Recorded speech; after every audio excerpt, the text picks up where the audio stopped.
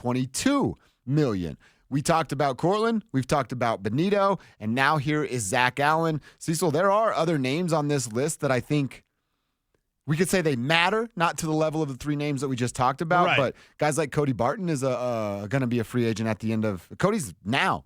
And then Traymon Smith, little Jordan Humphrey. Probably don't need him. Quinn Bailey, Riley Dixon. All these are expiring contracts that will need to be addressed sooner rather than later. Nobody's going to take precedent over Courtland Sutton, Nik Bonitto, or Zach Allen. Yeah, those are the players that you need to figure out how do you distribute the dollars, and you've got to do it by July. Now, at the scouting combine, it was funny because Sean Payton said now's not the right time with Courtland Sutton, but then George Payton said, I'm talking to Courtland Sutton's representation. Yeah. What about now Zach Allen? And in this deal where he's going to basically double his annual salary, which is fine. I mean, he deserves a $20 million deal in terms of annual average value. Is that number 22? It's not 25. He's unlikely to get 25. Mm-hmm. But can you come to some sort of team-friendly agreement, and can that team-friendly be enough that you get Nik Bonitto done as well in July? So now with Allen, okay, he wants to come to the board, come to the table, come to the negotiating table. They're already there with Courtland Sutton. You know you're going to have voluntary workouts. I've seen the future. Zach Allen is not going to attend voluntary workouts. Courtland Sutton, not going to attend voluntary workouts. Mandatory, they'll be there. They'll be there, and maybe they do a little hold in, or, you know, they're kind of working out and maybe not doing much. And maybe Zach Allen will be there. Maybe Court will be there. Who knows in terms of voluntary. Yeah. But you get to July, and that's where both of these deals need to get done. But there needs to be enough of a value of a discount, because I feel while you can get Sutton somewhat discounted, while you can get Zach Allen somewhat discounted, you cannot get a hometown deal done with Nik Bonitto. Could be wrong. Hope I'm wrong. But Nik Bonitto in that position of pass rusher, that's going – and Zach Allen's complicated things because he's a pass rushing interior defensive lineman. But that's tough break, Zach. Like, that's how the game goes, you know? Okay, yeah. Well, and we talk about franchise tag for linebackers because you always have that with Bonitto. You don't necessarily want to use it, but did you know that at the linebacker position, their franchise tag is for all linebackers? They do not determine so it doesn't matter what edge defense you run. Or inside linebacker. That's good for inside linebackers. You're a linebacker. Yeah, it's good for inside linebackers. It sucks for edges. So the franchise tag, much like how when Jimmy Graham lined up 87% of the time as a wide receiver and he got franchise tag as a tight end, guess what? With Nik Bonitto, if you had to use that franchise tag, it wouldn't be for edge. Mm-hmm. It would be for linebacker, which includes inside, and that's a lesser pay. So you've got these options and these opportunities, but with Allen wanting to keep things together, and all during Bo Nix's rookie contract, you're not going to pay Sutton or Allen that would extend past Bo Nix's rookie deal. So you still get savings there. But you need to get savings on each one of those, because I believe that Nik Bonitto would be less likely to take a team-friendly deal, especially on the verge of another double-digit sack season. I would just like to see kind of the way that sports, and I feel like it's a big part of football, is that what they used to call it the sitting duck contract, right? Where you're on your final year and there's no guaranteed money left and you're just kind of waiting for it to end. The stigma, if I were a player, I would certainly understand that. Yeah, I don't want to play on this last year of my deal. What if I get injured in week 16 and something terrible happens and then I'm screwed for the entire next year? I get it. But you're also a football player and you know what you've signed up for. So if I were a team, man, and outside of Sutton and Bonitto, and I might even make Sutton do this, honestly. I probably would make Sutton do this if I were running stuff. Bonitto, I would mess with, because everything you just said is absolutely right. You can't mess with pass rushers in today's NFL. They'll leave you, and then you'll be burned for the rest of their career, if that's the case. Right. But if I were running stuff, I would go, hey, sorry, you signed the contract, man. We're going to play this thing out, and if you exceed or meet the expectations that we have, you have my word. We'll shake on it. If that means anything in 2025, that you're going to get a new deal. But right now, we're going to do what's best for the team, and what's best for the team is to keep Courtland at 13.5. What's best for the team is to keep Zach Allen at 17.5, like or whatever he's making. I think it's 17.5. And that's what we're going to do. And if you don't want to show up for voluntary workouts, Okay, voluntary's in it, but you got to show up in July or else that money you're trying to get, we're going to take it right out of your pocket. Yeah. This is a cutthroat world, man. It is. This is how it's supposed to go. You know what matters more than Zach Allen or Courtland Sutton? Denver, the Broncos. That's what matters more. May I ask you a somewhat dangerous question? Okay. You want to get dangerous? Yeah, you want to get nuts? Come on, let's get nuts. Okay, so Zach Allen worked with Vance Joseph in Arizona and was fantastic. And Zach Allen has come to Denver and he's worked with Vance Joseph and it's been fantastic. What if he wasn't working with Vance Joseph? We said it earlier in the show. The guy under the most pressure right now is Vance Joseph. This defense better be awesome. And not like last year, September, October, awesome. I'm talking December playoffs, awesome. They were not awesome in the playoffs. So are you talking about Zach's production drops? I'm just saying, how does he look if Vance Joseph is no longer the defensive coordinator? And I know. I'm the guy after the Dolphins game that was on our YouTube channel be like, he's going to get fired. He's totally going to get fired. They just gave up 70. You weren't crazy for saying that. I know. I was emotional, right? I have to do those post-game shows. I get so emotional for this team. But if the defense struggles and the defense fails,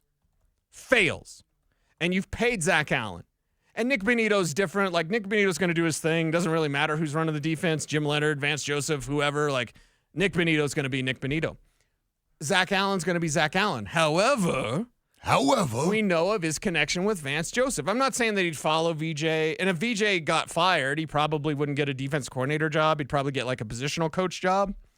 But I'm just saying, like, it's something to consider. Like, Vance Joseph is under so much pressure. So much pressure. Hey, we might draft Emanwari in the first round. Nick Emanwari, the Gamecocks safety, right? The new Derwin James. You might draft that guy in the first. Hey, Vance Joseph, here you go. Here's everything. We paid Zach Allen. We paid Nik Bonitto. We drafted Nick Emanwari. Why aren't you good? Yeah. Why is this defense still struggling? The last 2 years, the last 2 seasons, this Broncos defense has had some times where they're unconscious and they're getting a bunch of turnovers, and they've had some times where they just flat out stink. Yep. And that's just the bare bones, honest truth about this thing. So what's Zach Allen look like if VJ's not here? You know what's weird about that? They stunk up front 2 years ago. Yeah. And then it was the back end of nothing but stink this last year. Right. Can't just put it all together Right. and play 17 good football games, 18 because they're going to go to the playoffs, 19 because they're going to win a playoff game on the defensive side of the football. I feel like Patches O'Houlihan. Someone catch a blankety-blanket ball, right? Can you just get a full season from this defense? Can you just, please? Be nice. Can that happen? Instead of starting fast and then fading, they faded, dude. Last year at the end of the season, December, and the Bills did that. Josh Allen, you know how clean his jersey was?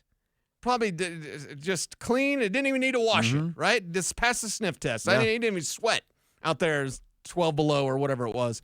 Like, he didn't have to do anything. Why? They ran the ball because you couldn't stop the run. Is there a legit worry, or maybe am I being too worrisome?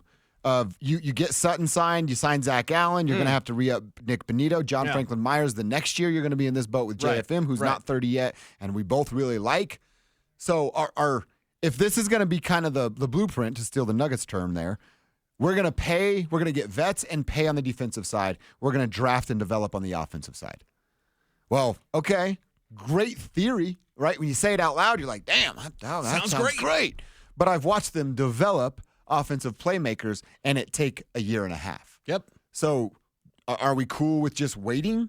Or I know where you're at. You want it now, right? It's your Super Bowl, and you want it now. Yes. So there's no waiting to draft and develop. You're going to have to spend some money at some point on the offensive side of the ball. And if you do all these extensions ahead of the contract being over, what kind of position are you going to put yourself in? Okay, so Kev's not here, so I can speak ill of him. Hi, Kev.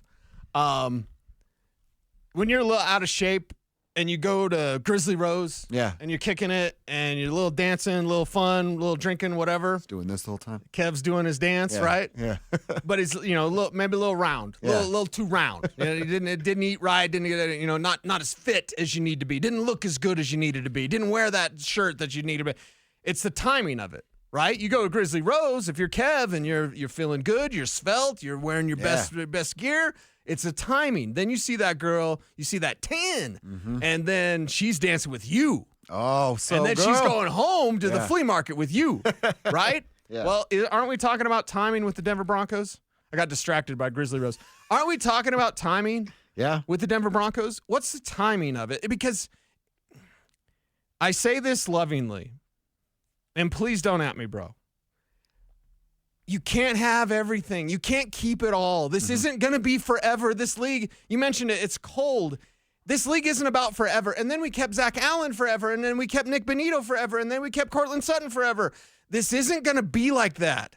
It's going to have different iterations. You're going to have different incarnations. And if you're the Denver Broncos, you're going to be built differently at different times. So is the timing of keeping everybody together, keeping them paid and happy, keeping Vance Joseph, and then the timing of Bo Nix and those weapons, is it going to intersect and meet at the glory that is a championship in the NFL?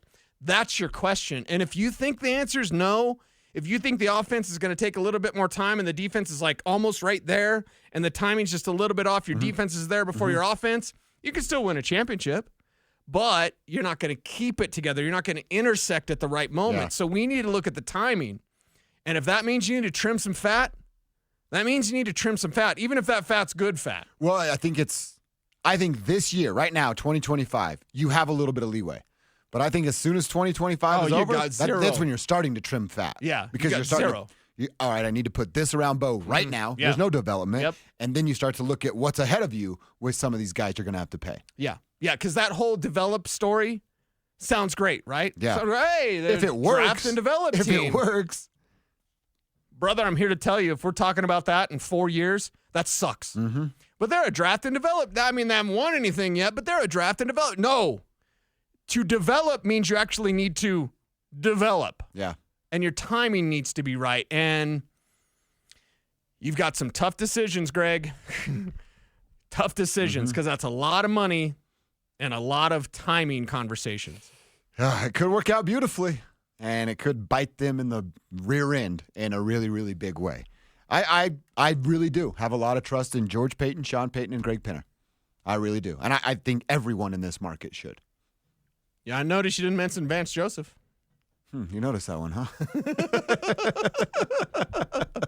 huh? Broncos country, you let us know what you think. 303-713-1043.